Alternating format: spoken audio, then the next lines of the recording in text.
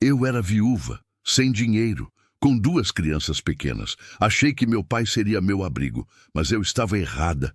Saí de casa com uma mala e um silêncio que doía mais que qualquer palavra. Teve dias que meus filhos comiam e eu não. Teve noite que eu só tinha água e um sorriso falso. Antes de continuar, já deixe seu like e comenta de onde você está assistindo. Tem uma dor que não sangra, não aparece no corpo, não deixa marca visível, não tem curativo que resolva. Ela fica quieta dentro do peito, como uma pedra no fundo de um rio. Você não vê, mas sente o peso toda vez que tenta atravessar. Eu aprendi o nome dessa dor num dia de maio, quando o sol ainda estava subindo e o orvalho ainda molhava a grama na frente da casa do meu pai. Me chamo Gersina, tenho 52 anos, uma voz que ficou mais grossa com o tempo e mãos que já não tremem mais com facilidade. Mas naquele dia de maio, 8 anos atrás, minhas mãos tremiam. Tremiam enquanto eu segurava a mala velha de couro marrom que o Zé Raimundo tinha comprado numa feira de Imperatriz, anos antes de morrer. Tremiam enquanto eu olhava para o meu pai, um homem seco, de poucas palavras, que eu sempre achei que me amava do jeito dele. Ele olhou nos meus olhos e mandou eu ir embora. Você e essas crianças não são mais problema meu, ele disse, simples assim. Como quem dispensa um empregado que não serviu mais. Meu filho mais velho, o Tiago, tinha 9 anos. Ficou olhando para o avô sem entender. A pequena, a Lara, apertava minha mão com tanta força que os dedinhos dela ficaram brancos. Ela tinha 6 anos e ainda não sabia o que estava acontecendo, mas sentia. Criança sente tudo, mesmo quando não entende nada. Não houve abraço, não houve despedida, só o barulho da porta fechando atrás de mim. Um estalo seco, definitivo, como se eu nunca tivesse pertencido àquela casa. Como se os 28 anos que eu tinha vivido ali tivessem sido apagados num segundo, com a mesma facilidade de quem apaga um nome numa lista. Saí sem olhar para trás. Não porque eu não queria, mas porque eu sabia que se eu olhasse, eu desmoronava ali mesmo, na frente das crianças, na frente da rua, na frente de todo mundo. E eu não podia desmoronar, não ainda, não com 2 filhos me olhando, esperando que eu soubesse o que fazer. Os meses que vieram depois foram os mais duros da minha vida. E eu já tinha vivido coisa dura. Tinha enterrado o marido, tinha passado noite em claro com o filho doente, sem dinheiro para remédio.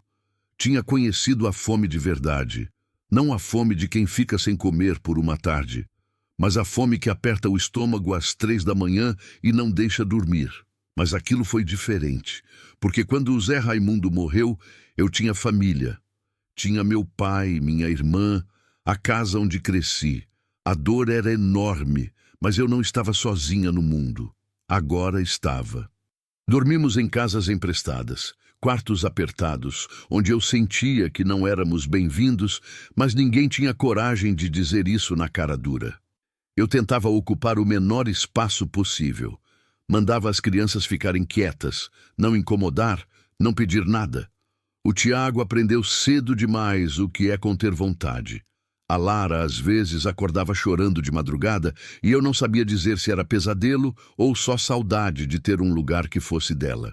Teve uma noite que eu nunca vou esquecer enquanto eu viver, que o Tiago me olhou na hora do jantar e perguntou: "Mãe, tem mais?" Eu olhei para a panela vazia. Sorri. Disse que já tinha comido antes que ele acordasse. Era mentira. Eu só tinha bebido água.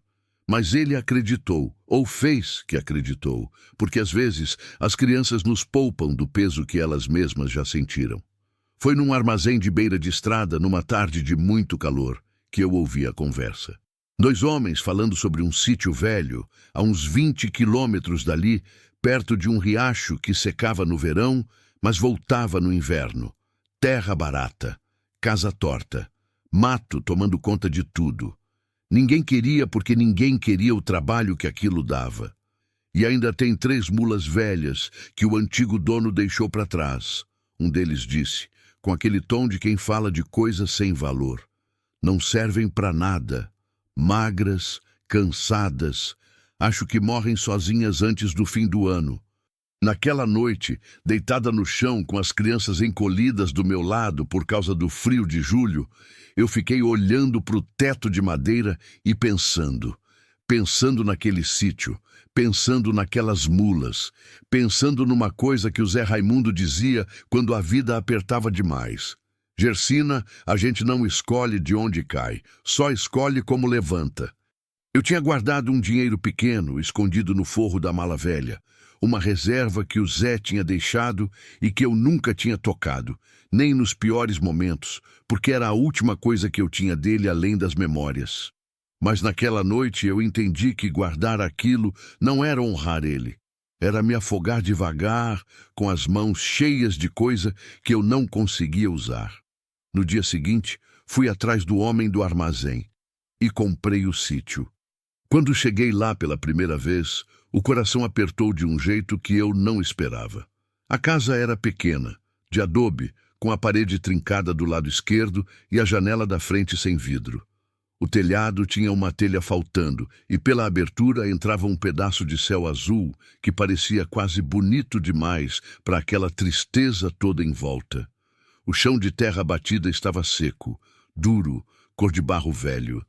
O mato tinha crescido por cima de tudo, cerca, curral, o caminho até o riacho, como se a natureza tivesse decidido engolir aquele lugar de volta. Mas foi quando eu vi as mulas que alguma coisa dentro de mim parou. Eram 3. Estavam no fundo do curral, encostadas uma na outra, como se o calor do corpo de uma aquecesse as outras. Magras, sim, muito magras. Os ossos marcando debaixo do couro. Feridas pequenas nas patas pelo ressecado. Olhos que tinham aquela expressão que eu conhecia bem, a expressão de quem já desistiu de esperar que as coisas melhorem. Me aproximei devagar, sem barulho, para não assustar. A primeira levantou a cabeça e me olhou, e eu senti. Aquele olhar era meu. Era o mesmo olhar que eu tinha visto no espelho nas últimas semanas. Cansado, desconfiante, mas ainda ali, ainda respirando, ainda de pé, mesmo sem saber muito bem por quê. Fiquei parada na frente delas por um longo tempo. O sol queimava minha nuca.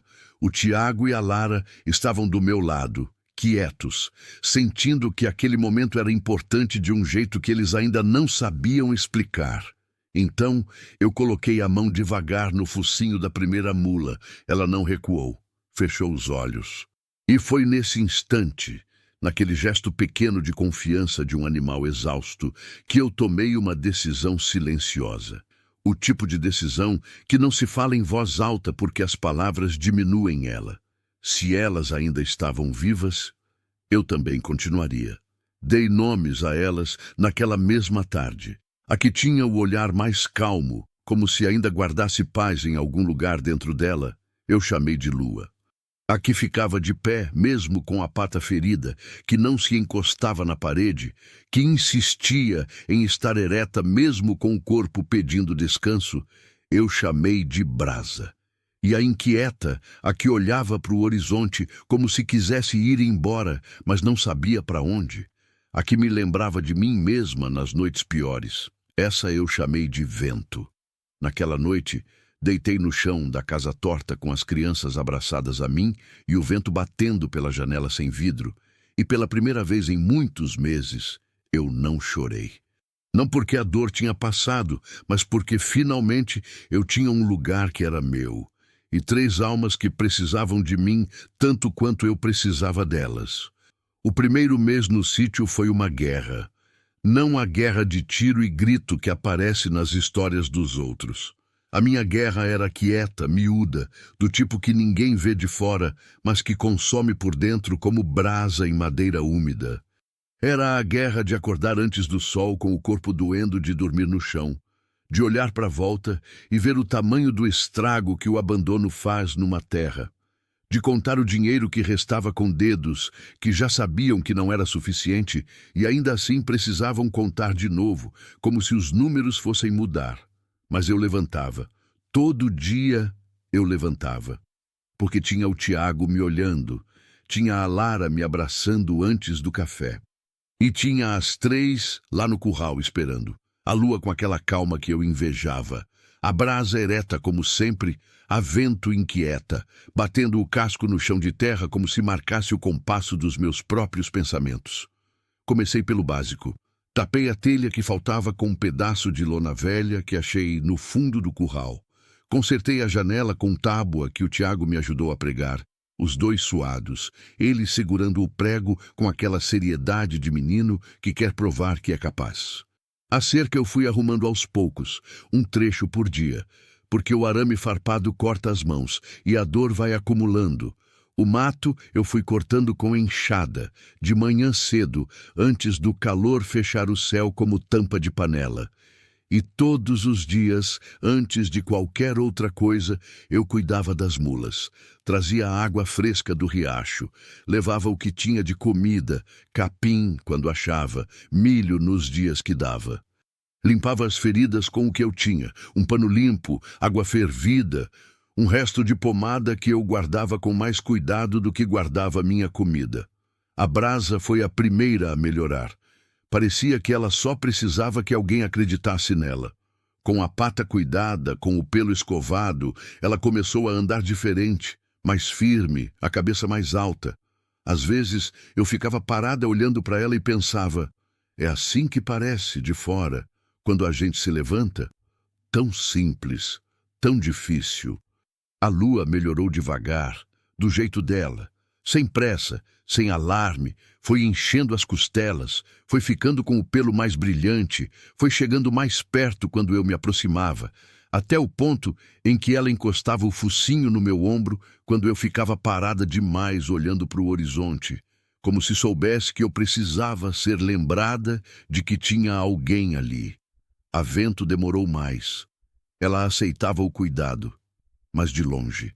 Deixava eu limpar as feridas, deixava eu trazer água, mas sempre com aquele olhar de lado, aquela tensão no corpo de quem ainda não decidiu se vai ficar ou vai fugir.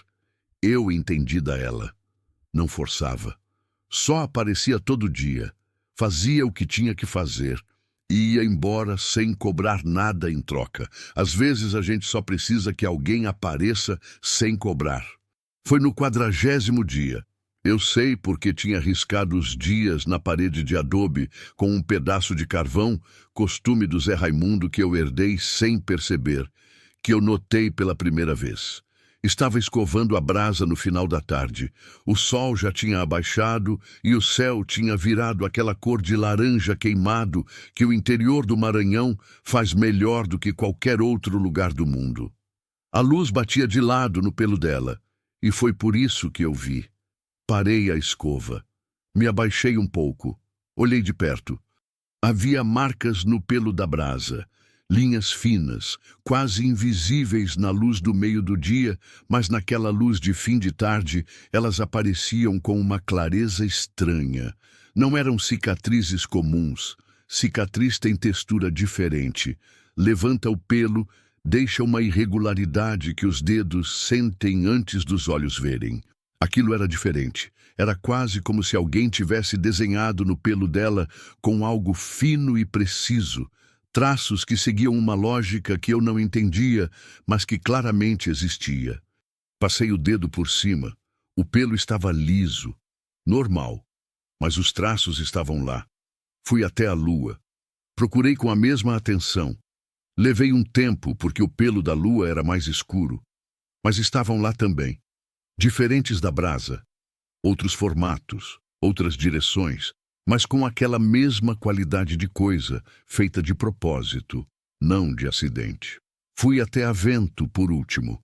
Ela me deixou me aproximar mais do que de costume, como se também soubesse o que eu estava procurando. As marcas dela eram as mais extensas. Iam do pescoço até quase o meio das costas, um conjunto de linhas e curvas, que naquela luz mortiça do fim do dia, pareciam querer me dizer alguma coisa que eu ainda não tinha vocabulário para entender. Fiquei parada no meio do curral por um longo tempo. O Tiago me chamou para jantar. Eu disse que já ia, mas fiquei mais um pouco olhando as 3, tentando entender o que era aquilo. A cabeça racional dizia: marca de arreio, cicatriz antiga, coisa da raça. O coração dizia outra coisa. Dizia que aquilo era importante, que eu precisava prestar atenção, que às vezes a vida coloca os sinais na frente da gente bem antes da gente ter condição de ler. Naquela noite, não consegui dormir direito. Nos dias seguintes, comecei a observar as mulas de um jeito diferente. Não só os cuidados do dia a dia, mas o comportamento, o jeito que se moviam, os lugares onde paravam, as escolhas que faziam quando tinham liberdade de andar pelo sítio. E foi aí que eu percebi a segunda coisa estranha. As três sempre caminhavam juntas. Isso eu já sabia, já tinha visto desde o início. Mas o que eu não tinha prestado atenção era que elas sempre paravam no mesmo lugar. Um ponto específico, perto do riacho, onde uma aroeira velha tinha caído há anos e o tronco tinha apodrecido, virado terra. Um lugar sem nada de especial que os olhos pudessem ver. Mas elas paravam ali, todo dia. Ficavam quietas por alguns minutos, as três juntas, olhando para o chão naquele ponto, e depois seguiam. Tentei ignorar. Me disse que era comportamento de animal, que bicho tem hábito, que aquele lugar talvez tivesse uma erva que elas gostavam, ou uma sombra melhor no horário certo, mas aquilo ficou no fundo da cabeça, como aquelas fagulhas que você pensa que apagou e que aparecem de novo no meio da noite. Foi a Lara que me empurrou para buscar ajuda. Ela tinha 7 anos na época, com aquela curiosidade de criança que ainda não aprendeu que tem coisas que adulto finge não ver. Num domingo à tarde, enquanto eu tentava remendar uma calça velha na varanda, ela chegou correndo com as bochechas coradas e anunciou: "Mãe, fui atrás das mulas até o riacho. Elas foram de novo naquele lugar, e eu olhei o chão e tem algo lá embaixo, mãe. Dá para sentir." Eu parei a costura. Como assim dá para sentir? O chão é diferente ali, é oco. Tipo quando a gente bate no barril vazio. Criança não mente sobre coisa que não tem motivo para inventar. Naquela semana, fui até o velho Benedito. Todo o interior tem um. O homem velho que ficou enquanto os outros foram, que conhece a terra como conhece a própria palma da mão, que guarda a história que livro nenhum escreveu.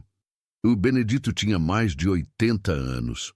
Morava sozinho numa casa de pau a pique a uns 6 quilômetros do meu sítio. E tinha fama de saber coisas que a maioria das pessoas tinha esquecido de perguntar. Levei os desenhos que tinha feito no papel. Copiei as marcas das 3 mulas da melhor forma que consegui, tentando preservar a forma, a direção, a proporção entre elas. Ele pegou o papel com as mãos enrugadas. Ficou em silêncio por um tempo que pareceu longo demais. Depois olhou para mim com aqueles olhos pequenos e fundos e disse: "Onde você viu isso?" Expliquei. Ele ficou em silêncio de novo. Virou o papel. Aproximou mais do rosto. Virou de novo. Então disse, devagar, como quem mede cada palavra antes de soltar: "Isso não é marca de arreio, não é cicatriz de acidente." Meu coração foi afundando devagar. "Então o que é?" Ele dobrou o papel com cuidado, como se fosse coisa frágil, e me devolveu. "Isso parece um mapa, mulher." O silêncio que veio depois daquilo foi diferente de todos os silêncios que eu já tinha vivido. Era o tipo de silêncio que acontece quando a vida para por um segundo para ter certeza que você entendeu o que ela acabou de dizer. Peguei o papel de volta. Olhei para ele e pela primeira vez, desde que tinha chegado naquele sítio abandonado, com 2 crianças, sem dinheiro, sem família, sem certeza de nada, eu senti aquela coisa rara e perigosa que a gente chama de esperança. Tem gente que chega anunciada pelo barulho. Você ouve o motor do carro de longe, o cachorro late, o pó da estrada levanta e você já sabe que alguém vem. Tem tempo de se preparar, de enxugar as mãos no pano, de colocar o rosto em ordem antes de ir até o portão. Fidélio não chegou assim. Chegou num silêncio que não combinava com homem nenhum daquela região.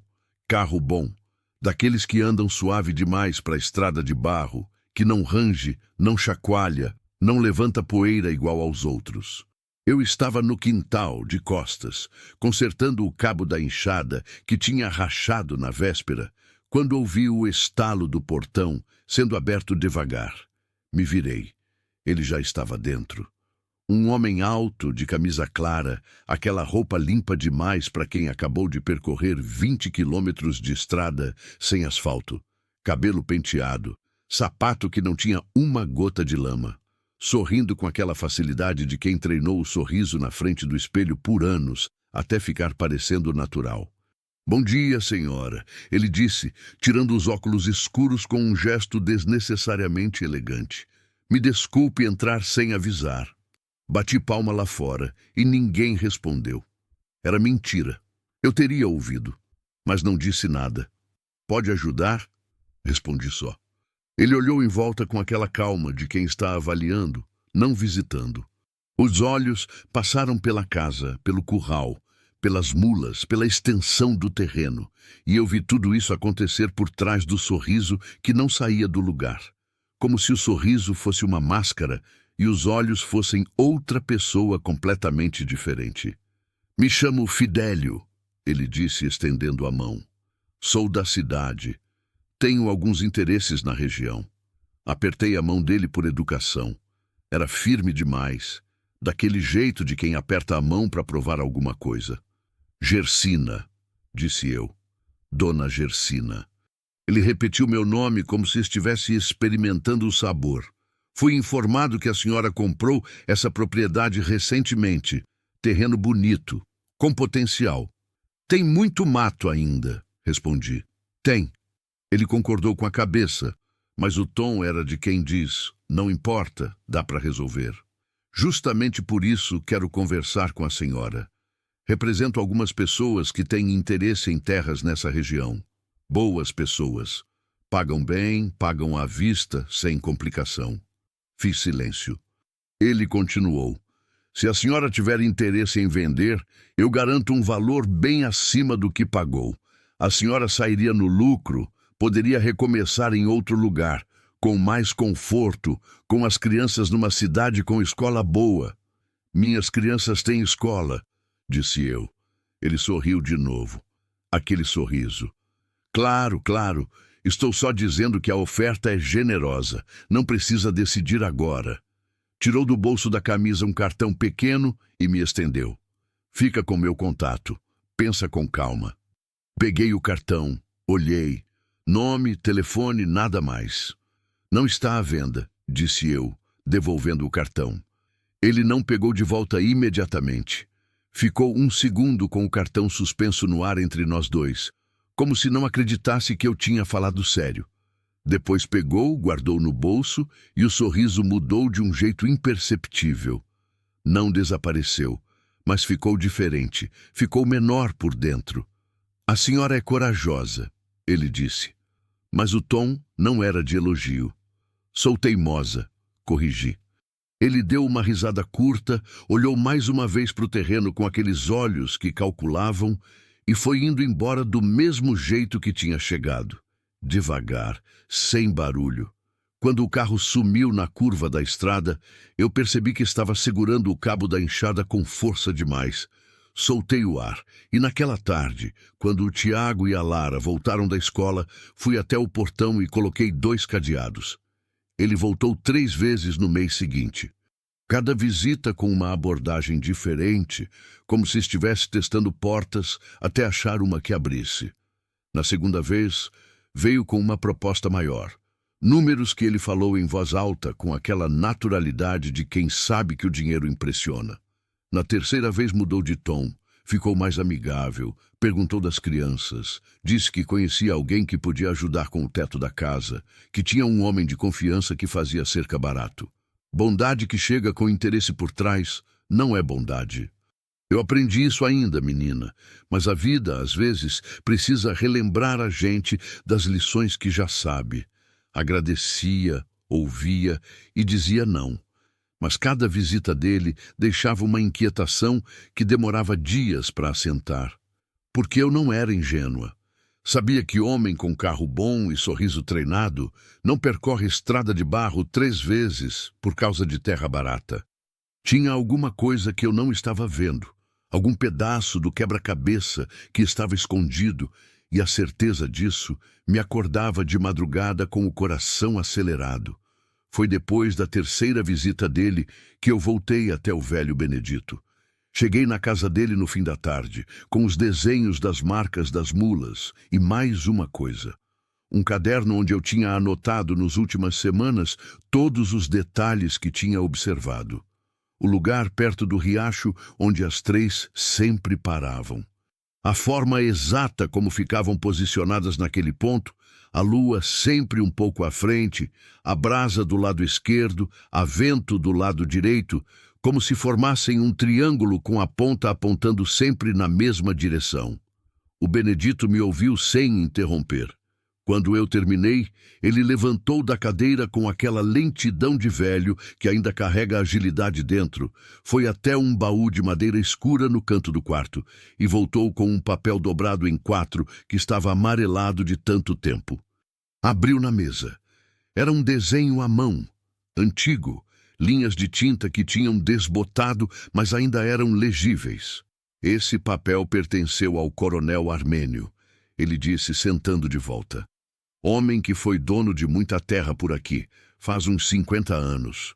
Homem desconfiado, que não confiava em banco, não confiava em papel de cartório, não confiava em filho. Benedito deu uma pausa, olhando o desenho. Quando ele morreu, ninguém achou o que ele tinha guardado. A família procurou por anos. Nada. Olhei para o papel dele, depois para o meu caderno. Benedito, comecei. Eu sei. Ele disse antes que eu terminasse. Eu já estava pensando nisso desde que você veio aqui da primeira vez. Ficamos em silêncio por um momento. Lá fora, o vento mexia nas folhas da mangueira e o fim do dia jogava sombras longas pelo chão de terra batida da casa dele. Aquele sítio foi do coronel Armênio, ele disse por fim. Ninguém sabe o que aconteceu com o que ele tinha. Mas todo mundo que morava aqui naquela época sabia que era muito. Ouro, diziam uns. Dinheiro guardado em caixa, diziam outros. E as mulas? Benedito olhou para mim com aquela expressão de quem está escolhendo com cuidado o quanto vai falar. O coronel tinha um jeito de ser. Não gostava de gente, mas gostava de bicho. Dizia que animal não trai. Ele dobrou o papel velho de volta. Se ele escondeu algum segredo, ele esconderia onde achasse que ficaria seguro. Onde ninguém pensaria em procurar. O silêncio que veio depois carregava o peso de tudo que não precisava ser dito. Voltei para o sítio naquela noite com a cabeça cheia. Fiz o café, coloquei as crianças para dormir, sentei na varanda com o escuro do lado de fora e o pensamento girando por dentro. O grilo cantava. O vento batia manso, as mulas estavam quietas no curral, 3 vultos escuros que respiravam devagar. Pensei no Fidélio, pensei no sorriso dele que não chegava nos olhos. Pensei que homem com carro bom não percorre estrada ruim 3 vezes por acaso. Ele sabia de alguma coisa, ou suspeitava. E se ele suspeitava, era questão de tempo antes que a suspeita virasse certeza, e certeza virasse ação. E ação virasse problema de um tipo que eu não tinha como enfrentar sozinha. Me levantei, fui até o curral. Fiquei parada na frente das 3 no escuro, ouvindo a respiração delas. A lua virou a cabeça na minha direção. A brasa ficou quieta, mas as orelhas dela se mexeram, aquele movimento sutil que ela fazia quando estava prestando atenção. A vento, pela primeira vez desde que eu tinha chegado naquele sítio, caminhou até a grade do curral e encostou o focinho na minha mão. Devagar, com cuidado, como quem finalmente decidiu confiar. Fechei os olhos. Respirei fundo aquele cheiro de terra e capim e animais, que é o cheiro mais honesto do mundo. E fiz uma promessa em voz baixa, para as 3 e para mim mesma. Não vou deixar ninguém tomar isso de nós. Não sabia ainda o que isso significava por completo. Mas sabia que era meu, e sabia que ia lutar. A decisão não veio de uma hora para outra. Veio do jeito que as decisões mais importantes chegam, devagar, acumulando, até o dia em que você acorda e percebe que já tinha decidido faz tempo, só não tinha tido coragem de admitir para si mesma. Fazia 3 semanas que eu não tinha mais conseguido olhar para o ponto perto do riacho sem sentir aquela pressão no peito. 3 semanas observando as mulas pararem ali todo dia, aquele triângulo silencioso delas com a ponta apontando para o mesmo lugar, a lua à frente, a brasa e a vento dos lados, como se fossem sentinelas de alguma coisa que eu ainda não entendia, mas que elas guardavam com uma constância que não era coincidência. A Lara tinha falado em chão oco, o Benedito tinha falado em mapa. E eu fiquei semanas tentando convencer a mim mesma de que era tudo impressão, de que eu estava cansada, de que a cabeça de uma mulher que passou pelo que eu passei podia criar padrões onde não tinha nenhum. Mas na manhã de uma quinta-feira, com o sol ainda baixo e o orvalho ainda pesado nas folhas da mangueira do quintal, eu fui até o galpão, peguei a pá mais firme que eu tinha e fui. As mulas me seguiram. Não as levei. Não chamei. Quando abri o portão do curral para passar, as 3 simplesmente vieram junto, como se soubessem. A lua na frente do meu lado esquerdo, a brasa atrás dela, a vento fechando, mais atrás, mais vindo. Caminhamos juntas até o riacho. A manhã estava quieta, do jeito que o interior fica quieto antes do calor fechar. Aquele silêncio, cheio de barulho pequeno, o pássaro que chama longe, o vento que passa rápido e some, o riacho murmurando baixo porque estava no fim do período seco e a água tinha diminuído até virar um fio brilhante entre as pedras. Chegamos no ponto. O tronco da aroeira velha tinha virado terra há tanto tempo que mal dava para distinguir onde a árvore terminava e onde o chão começava. Uma mancha escura, mais escura que o chão ao redor, levemente afundada no centro, como se o peso dos anos tivesse comprimido aquilo por dentro. As 3 pararam. O triângulo de sempre. A lua na frente. Focinho quase tocando a terra naquele ponto específico. Eu fiquei parada por um momento, segurando a pá com as 2 mãos, sentindo o coração bater mais forte do que o trabalho ainda exigia. Pensei no Zé Raimundo. Pensei nele sorrindo daquele jeito que ele tinha, com um lado da boca levantando antes do outro quando eu ficava hesitando em alguma coisa. Ele dizia: Gersina, ou você faz, ou você fica pensando em fazer até a oportunidade ir embora. Fiz.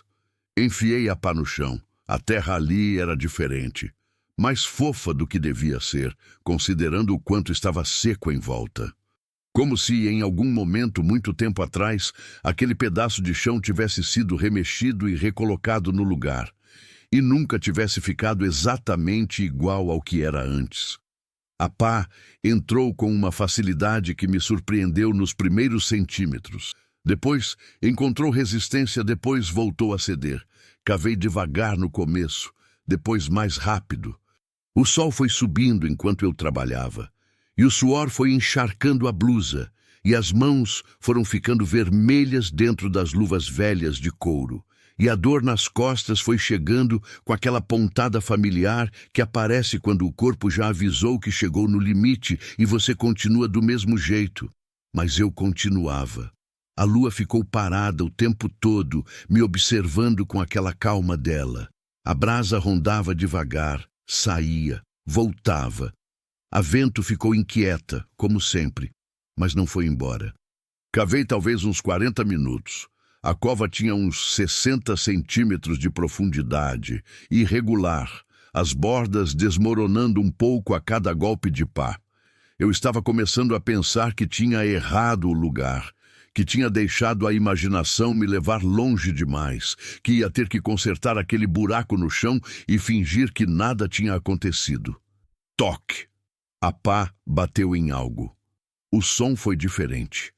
Não o som surdo de pedra, não o som mole de raiz. Um som que tinha oco por baixo. Um som de coisa feita por mão humana. Eu parei. Fiquei imóvel por um segundo que pareceu muito mais longo. Então larguei a pá e me ajoelhei na beira da cova e comecei a cavar com as mãos. A terra saía em punhados. Minhas unhas quebraram. Os dedos arranharam em algo áspero e eu continuei. O coração batia tão forte que eu ouvia ele. Juro que ouvia. Um tambor dentro do peito que não parava.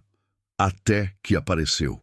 Uma caixa de madeira escura, reforçada com tiras de metal enferrujado nas bordas, do tamanho de uma caixa de ferramentas, enterrada fundo o suficiente para que ninguém que cavasse por acidente jamais chegasse até ela. Minhas mãos tremiam. Tentei levantar. Estava pesada, muito mais pesada do que o tamanho dela sugeria. Precisei dos 2 braços, fincando os joelhos na borda da cova, puxando com o peso do corpo inteiro, até que ela saiu com um som de sucção úmida e ficou na superfície, coberta de terra escura. Fiquei ajoelhada na frente dela por um tempo que não sei medir. A lua se aproximou, cheirou a caixa, levantou a cabeça e me olhou. Abri. A madeira estava inchada de umidade, mas a tampa cedeu. Dentro havia 3 coisas: um pano de algodão escuro, dobrado com cuidado e envolto em outro pedaço de couro seco. Uma carta dobrada, escrita à mão numa letra miúda e inclinada. E embaixo de tudo, pesado, frio, inconfundível mesmo sem nunca ter segurado um antes na minha vida. Um lingote pequeno de ouro. Segurei o lingote com as 2 mãos. Não pensei em dinheiro. Não pensei em valor. Pensei no coronel armênio que o Benedito tinha descrito. Um homem que não confiava em ninguém, que tinha guardado seu segredo nas únicas criaturas que ele achava que o mundo não ia valorizar.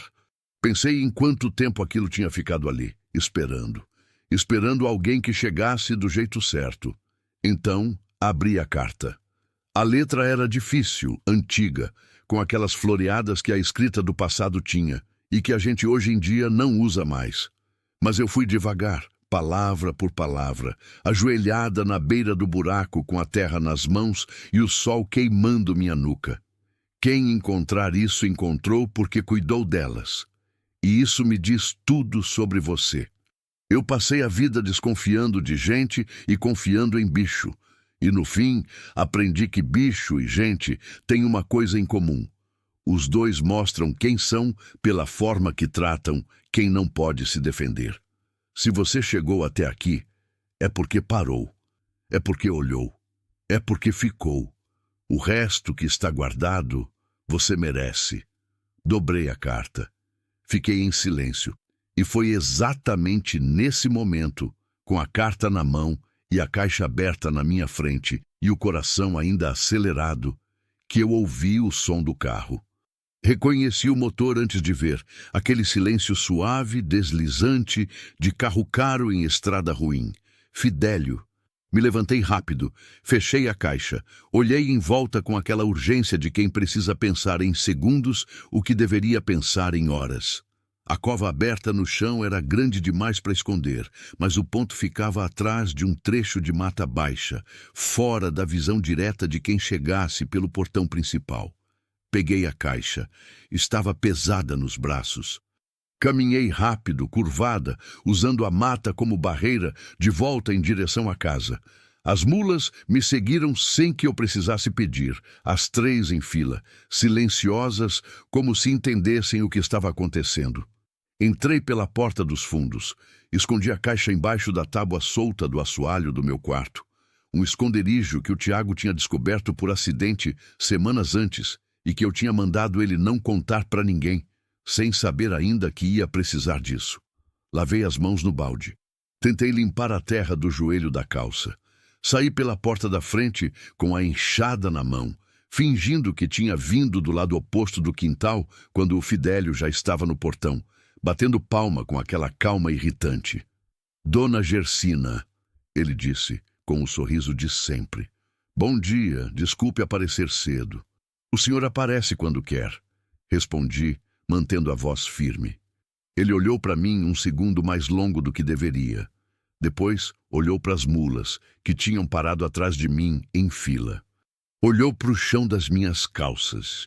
Olhou para as minhas mãos que eu tinha lavado, mas que ainda tinham terra embaixo das unhas quebradas. O sorriso não saiu, mas os olhos ficaram diferentes. Estava trabalhando cedo, ele disse. Não era pergunta. Sempre trabalho cedo, respondi. Silêncio. Ele olhou uma vez mais na direção do riacho. Uma olhada rápida, quase imperceptível, mas eu vi. E então voltou o rosto para mim com o sorriso recolocado no lugar. Vim fazer uma última oferta, dona Gersina. Uma oferta que a senhora não vai receber de mais ninguém. Pode falar. Ele falou um número. Era muito maior que os anteriores. Grande o suficiente para que eu sentisse o impacto dele no peito antes de conseguir raciocinar. Grande o suficiente para pagar escola boa, casa boa, uma vida diferente para as crianças. Mas eu pensei na carta. Se você chegou até aqui, é porque parou. É porque olhou. É porque ficou. Não está à venda, disse eu. Desta vez, o sorriso sumiu de verdade. Por um segundo curto, perigoso, eu vi o que estava por baixo dele. Um homem acostumado a conseguir o que queria, que não entendia a palavra não como resposta definitiva, que estava calculando as próximas jogadas com a rapidez de quem tem jogadas preparadas. A senhora vai se arrepender, ele disse. Não era ameaça aberta. Era pior. Era daquelas frases que ficam no ar como fumaça, que você não consegue pegar, mas que sufoca do mesmo jeito. Pode ser, respondi. Mas vai ser arrependimento meu. Ele foi embora. E desta vez, quando o carro sumiu na curva, eu sabia que ele não ia voltar com sorriso. Naquela tarde, o céu começou a fechar. Nuvens escuras vindo do norte, aquele tipo de nuvem que o interior conhece bem, baixa, pesada, carregada de água há tempo demais. O vento virou frio de uma hora para outra, aquela mudança brusca que só acontece quando a tempestade é de verdade. Chamei as crianças para dentro, fechei as janelas, trouxe as mulas para o galpão coberto. E quando a chuva caiu, caiu de vez. Uma chuva grossa, violenta, que fechou a estrada em minutos, transformou o barro em rio, apagou qualquer sinal de qualquer coisa que tivesse sido feita naquele dia perto do riacho. Fiquei na janela, olhando a tempestade. A Lara veio me abraçar pela cintura. O Tiago ficou do meu lado, ombro encostado no meu braço, olhando a chuva com aquela seriedade de menino que está aprendendo a ser homem antes do tempo. Mãe, ele disse, baixinho. A gente vai ficar bem? Coloquei a mão no ombro dele. Pensei na caixa embaixo do assoalho. Pensei na carta. Pensei nas 3 mulas quietas no galpão, finalmente em paz. Vai, disse eu. E desta vez eu acreditei. A tempestade durou 2 dias. 2 dias de chuva que não parava, que transformou a estrada de barro numa vala de água barrenta, que isolou o sítio do resto do mundo como se a natureza tivesse decidido construir uma parede ao redor da gente. Sem sinal de telefone, sem como sair, sem como receber visita. Nos primeiros momentos, senti aquele aperto de quem reconhece o isolamento. O mesmo aperto de certas noites depois que o Zé Raimundo foi, quando a casa ficava tão quieta que eu ouvia o próprio coração e não achava isso reconfortante. Mas depois o aperto passou, e no lugar dele veio uma coisa diferente, mais calma, que eu levei tempo para identificar. Era segurança. Por 2 dias, ninguém chegaria. Por 2 dias, nenhum carro silencioso na estrada, nenhum sorriso treinado no portão, nenhuma oferta com preço grande e olho frio por trás. Por 2 dias era só eu, as crianças, as mulas no galpão e a chuva fazendo aquele barulho de cortina no telhado que é um dos sons mais honestos que existe. Usei esse tempo, na tarde do primeiro dia, enquanto a Lara dormia e o Tiago lia um livro velho que tinha achado no fundo de uma caixa. Eu sentei na mesa da cozinha com a caixa aberta na minha frente. Li a carta 3 vezes. Não porque não tinha entendido da primeira, mas porque tinha coisas nela que precisavam de tempo para pousar de verdade. Aquelas frases que a cabeça lê, mas que o coração demora mais para absorver. Eu passei a vida desconfiando de gente e confiando em bicho. Pensei no coronel armênio, que eu nunca tinha conhecido. Um homem que viveu com medo de ser traído, que guardou o que tinha no único lugar que achava seguro, no corpo de animais que o mundo descartaria. Um homem que morreu sem ver seu segredo ser encontrado, sem saber se algum dia alguém chegaria até ali pelo caminho certo. Senti uma tristeza pequena e estranha por ele, porque eu entendia aquele medo. Entendia a lógica torta de esconder tudo, de não confiar, de construir muros tão altos que no fim você fica do lado de dentro deles, tão protegido que fica sozinho. Eu tinha feito isso por anos, depois que o Zé morreu. Construído muro, ocupado menos espaço, tentado não precisar de ninguém, para não dar a ninguém o poder de me ferir de novo. E mesmo assim, meu pai fechou a porta. O muro não protegeu, só adiantou a solidão. Dobrei a carta com cuidado e guardei no fundo da mala velha de couro, perto das cartas que o Zé Raimundo tinha me escrito nos primeiros anos de namoro, quando ele trabalhava longe e mandava carta, porque telefone era coisa de rico. Não tinha planejado guardar ali. Foi instinto. Como se aquelas palavras do velho coronel pertencessem ao mesmo lugar das palavras do homem que eu tinha amado. O lugar das coisas que ensinaram alguma coisa importante sobre o que é viver. No segundo dia de chuva, senti a piora.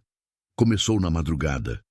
Me acordei com aquela sensação de peso no peito que não era tristeza, era física, dificuldade de respirar fundo, uma pressão que aumentava quando eu deitava e diminuía quando eu sentava. Febre veio depois, devagar, aquele calor que começa nos ossos antes de chegar na testa. Levantei e fui até a cozinha sem acender a luz, para não acordar as crianças.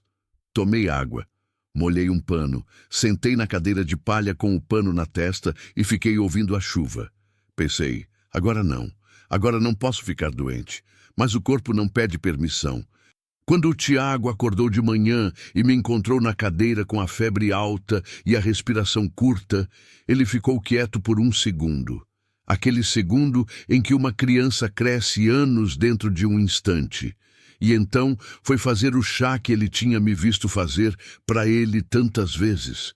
Erva cidreira com mel, água bem quente, 2 colheres de mel do pote que eu guardava na prateleira de cima. Trouxe a caneca para mim sem dizer nada. Sentou do meu lado. A Lara acordou pouco depois e veio encostar a cabeça no meu colo, sem perguntar nada, só ficar ali, como se o peso dela sobre mim fosse uma âncora que me prendia aqui. Fiquei olhando para esses dois, a caneca quente entre as mãos, a febre latejando atrás dos olhos, e pensei numa coisa que o Zé Raimundo dizia quando a gente estava mais apertado. A gente não sabe o tamanho do que construiu até que precisa se apoiar nele. Eu tinha construído esses dois, com tudo que eu tinha e com muito que eu não tinha.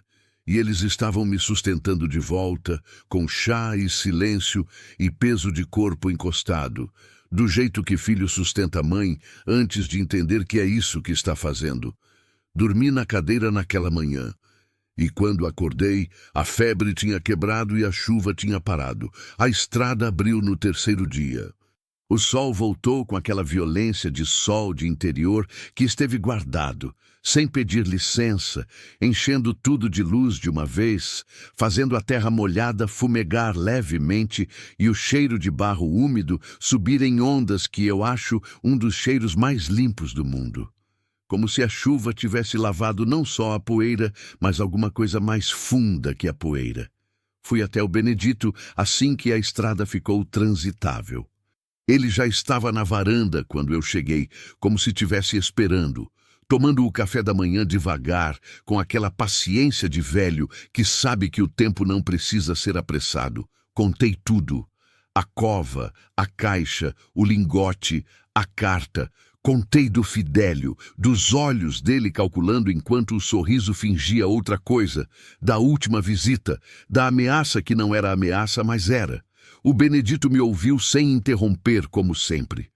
Quando eu terminei, ele ficou em silêncio por um momento, olhando para o horizonte com aquela expressão de quem está pesando coisas que não cabem em palavras rápidas.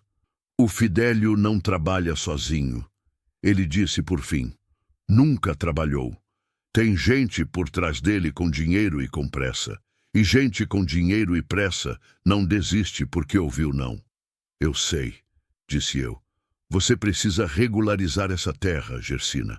Tudo no papel, tudo no cartório, tudo no nome. Enquanto a terra tiver com documentação fraca, você está vulnerável. Eu sei, disse eu de novo. Tem advogado na cidade, filho do Raimundo Caetano, moço sério. Você vai até lá com os documentos que tem e conta o que está acontecendo. Peguei na mão dele por um segundo. Ele deixou, desconfortável como um homem velho que não sabe muito bem o que fazer com gesto de carinho, mas deixou. Benedito, disse eu, por que você está me ajudando? Ele me olhou com uma expressão que misturava cansaço com alguma coisa que eu levei um momento para identificar. Era ternura. Do jeito discreto, quase escondido, que homem velho do interior guarda ternura, como quem carrega água no bolso, tentando não derramar. Porque você chegou aqui com 2 crianças e uma mala velha e não pediu nada para ninguém, ele disse. Só cuidou do que era seu e do que não era mais de ninguém. Uma pausa. Esse tipo de gente merece alguém que apareça de vez em quando. Fui embora antes que os olhos me traíssem na frente dele. Fidélio voltou numa semana. Dessa vez sem sorriso. Chegou com outro homem. Mais largo, mais silencioso, aquele tipo de presença que não precisa falar para intimidar. Ficaram no portão porque os 2 cadeados não deixavam entrar. E eu fiquei do lado de dentro com a enxada na mão, não porque eu fosse capaz de usar contra alguém, mas porque segurar alguma coisa firme me ajudava a manter a voz no lugar. Dona Gersina, ele disse. E o tom era diferente agora, sem a camada de gentileza que tinha antes. Vou ser direto. Essa terra tem pendência de documentação.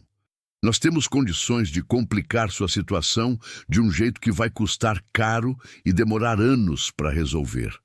Pode tentar, disse eu. Ele franziu o senho. Me desculpe? Pode tentar, repeti. O doutor Maurício Caetano já tem os documentos. O cartório já registrou. A terra está no meu nome, limpo, sem pendência nenhuma. Fiz uma pausa. O senhor pode confirmar, se quiser. O silêncio que veio depois daquilo foi diferente de todos os silêncios anteriores. Vi a mudança no rosto dele, rápida, quase imperceptível. Mas eu estava olhando de perto e aprendi a ler rosto de gente que esconde coisa. Foi como ver uma porta fechando por dentro. A jogada principal tinha sido bloqueada e ele estava recalculando, procurando outra entrada e não estava achando. O homem largo do lado dele disse alguma coisa em voz baixa que eu não ouvi. Fidélio olhou para mim por um último segundo. Depois virou e foi. Não voltou. Nos meses seguintes, reconstruí o sítio. Não de uma vez, não com pressa, não do jeito que quem tem dinheiro de repente resolve resolver tudo ao mesmo tempo. Fiz devagar, com cuidado, do jeito que aprendi que as coisas que ficam são as que são construídas com atenção. Consertei o teto com material bom, levantei a cerca, plantei uma horta que a Lara cuidou com uma dedicação que me envergonhava. Ela de joelhos na terra todos os dias, regando com aquele sério de quem achou de um propósito. O Tiago ganhou uma bicicleta. A primeira coisa nova que eu comprei antes de qualquer outra coisa para mim. Vi ele pedalar pela primeira vez no caminho de terra na frente de casa, cambaleante, rindo de um jeito que eu não ouvia faz tempo, e fiquei parada olhando com aquela mistura de alegria e dor que só mãe conhece, que é quando você percebe que seu filho estava triste por tempo demais e só agora você está vendo o tamanho daquilo. E as mulas? As mulas ficaram. Nunca cogitei vender. Nunca cogitei desfazer delas. O Benedito perguntou uma vez, de passagem, se eu ia manter 3 mulas, sendo que não tinha mais necessidade prática tão grande assim. E eu respondi que tinha, sim, que elas me ajudavam no sítio, que a terra precisava delas. Mas a verdade que eu não falei em voz alta, a verdade que ficou só dentro de mim, era mais simples e mais funda do que qualquer utilidade prática. Elas tinham me encontrado antes de eu me encontrar. Quando eu cheguei naquele curral pela primeira vez, exausta, sem direção, sem saber se tinha tomado a decisão certa ou a decisão de uma mulher que tinha enlouquecido de desespero, elas estavam lá. Magras, feridas, quietas, mas ainda de pé. E alguma coisa naquele estar de pé me disse que eu também podia. Não foi o ouro que me salvou. O ouro resolveu o problema prático, problema de dinheiro, problema de papel e cartório e cerca e telhado. Mas antes do ouro, antes da caixa, antes de tudo isso, eu tinha curado as patas delas, tinha escovado o pelo, tinha aprendido os nomes que cada uma merecia, tinha ficado parada no curral no escuro falando baixinho com 3 animais que o mundo tinha descartado, porque eu precisava falar com alguém e elas eram o alguém que estava ali. E elas tinham ficado. Tinham me deixado ficar. Tem uma tarde, poucas semanas atrás, que eu volto sempre na memória. Final de dia, céu virado laranja e roxo, daquele jeito que o Maranhão faz quando quer mostrar que ainda sabe ser bonito depois de tanto sol. Eu estava na varanda, a Lara dormindo dentro, o Tiago na cidade com um colega. As 3 mulas estavam soltas no pasto da frente, andando devagar, comendo capim, com aquela preguiça satisfeita de bicho que finalmente tem o suficiente. A lua levantou a cabeça e me olhou. Ficamos nos olhando por um momento.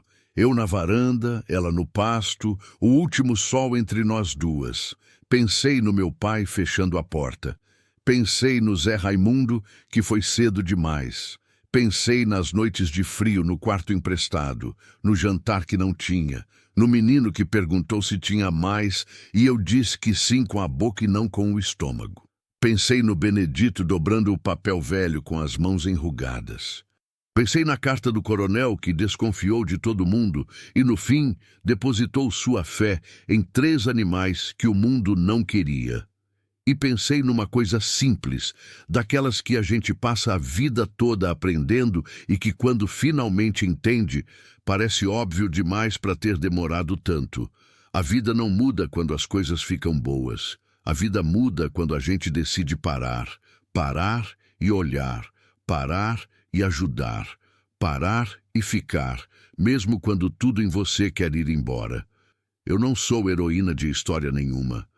Sou uma mulher que perdeu muito, que foi mandada embora pela própria família, que chegou numa terra abandonada com 2 crianças e uma mala velha e não tinha plano nenhum, além de continuar respirando. Mas eu parei. Parei na frente de 3 mulas que ninguém mais queria. E foi isso. Foi só isso. E foi o suficiente para mudar tudo. A lua abaixou a cabeça e voltou a comer o capim. Eu fiquei na varanda até o céu ficar escuro. Depois entrei, acendi o fogão e fiz o jantar. Como toda noite. Como vai ser amanhã? Como vai ser enquanto eu tiver forças e terra embaixo dos pés e gente que depende de mim e 3 mulas no pasto me lembrando toda vez que eu precisar que continuar vale a pena. Sempre valeu. Eu reconstruí minha vida. Dei um futuro aos meus filhos e nunca me desfiz das 3 mulas, porque o dia que meu pai me abandonou foi o dia que minha vida começou. Eu perdi tudo e foi assim que encontrei o meu destino.